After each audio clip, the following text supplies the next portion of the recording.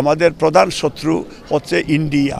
India চায় না বাংলাদেশে আমরা ভালো থাকি। আগামী নির্বাচন যদি না হয় দেশের সর্বনাশ হয়ে যাবে। দিল্লিতে বসে একটা গোষ্ঠী সেইখানে দেশের বিরুদ্ধে ষড়যন্ত্র করতেছে। তারেক রহমান ৩১ দফা কর্মসূচি রাষ্ট্র মেরামত এবং রাষ্ট্র সংস্কারের বিষয়টা স্পষ্ট করেছেন এবং বাংলাদেশে আগামী কিভাবে বাংলাদেশ চলবে সেটা স্পষ্ট বলেছেন এবং কেউ কেউ আবার ইন্ডিয়ার দালালি করতেছে।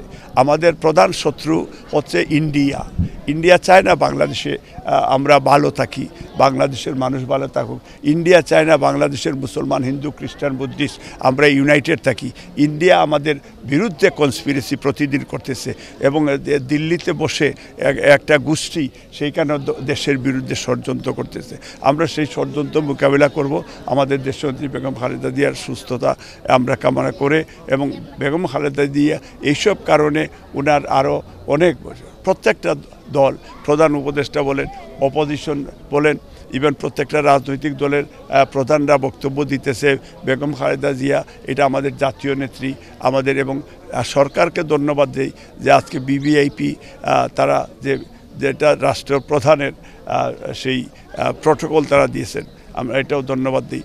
আশা করি তারেক রহমান, একটা জিনিস মনে রাখতে হবে, শহীদ রাষ্ট্রপতি জিয়া রহমানের ছেলে, এই দেশের স্বাধীনতা ঘোষকের ছেলে, এই দেশের সংবিধানে আল্লাহর প্রতি আস্থা বিশ্বাস স্থাপন করেছেন শহীদ রাষ্ট্রপতি জিয়া রহমান। বিসমিল্লাহির রহমানির রহিম সংযুক্ত করেছেন সংবিধানে শহীদ রাষ্ট্রপতি জিয়া রহমান। বেগম খালেদা জিয়া বাংলাদেশের ইসলামিক মূল্যবোধে বিশ্বাসী শক্তিগুলিকে উনি প্রায়োরিটি দিয়েছেন এবং বাংলাদেশি জাতীয়তাবাদকেও প্রায়োরিটি দিয়েছেন। এই বিষয়টা আমরা সবাই মিলে এই দেশ বিল্ড করতে হবে। আগামী নির্বাচন যদি না হয় দেশের সর্বনাশ হয়ে যাবে। এই জন্য ফেব্রুয়ারি নির্বাচনে আমি সবাইকে আহ্বান জানাবো যে আমরা আসুন সবাই মিলে সুন্দর একটা নির্বাচন করে বাংলাদেশের গণতান্ত্রিক যাত্রাকে আমরা অব্যাহত রাখি।